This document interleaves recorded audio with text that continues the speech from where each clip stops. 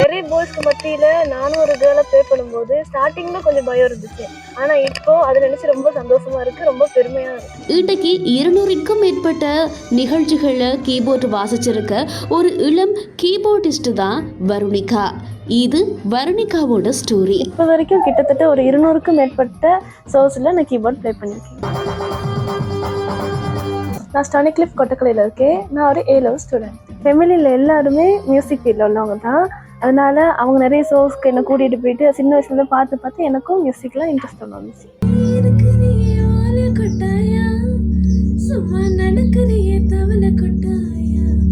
ஆனால் எனக்கு instruments play பண்ணுறது தான் ரொம்ப இன்ட்ரெஸ்ட் கூட.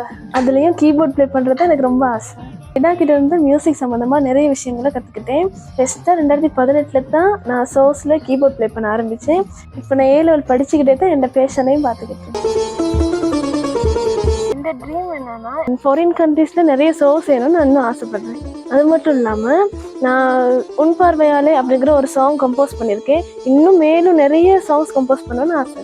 நான் இந்த அளவுக்கு அச்சீவ் பண்ண ஒரே ஒரு காரணம் என் ஃபேமிலி மட்டும்தான். இந்த டேடா என் அம்மா, அவங்க 2 பேரும் தான் என் பக்கத்துலேயே இருந்து நிறைய விஷயங்கள் எனக்கு சொல்லி கொடுத்து ரொம்ப எனக்கு அச்சீவ் பண்ணுறதுக்கு ஹெல்ப்ஃபுல்லாக இருந்தாங்க. இன்னும் தேசிய சர்வதேச ரீதியாக இன்னும் நிறைய நான் அச்சீவ் பண்ணணும்னு நான்